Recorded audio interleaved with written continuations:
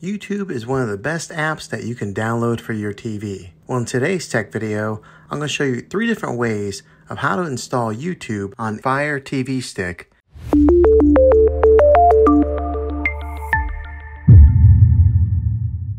It can be really frustrating if you want to watch some of the great content that is on YouTube and you find that your TV is unable to download it. If your TV is an older model of smart TV, then it could prevent you from downloading this app.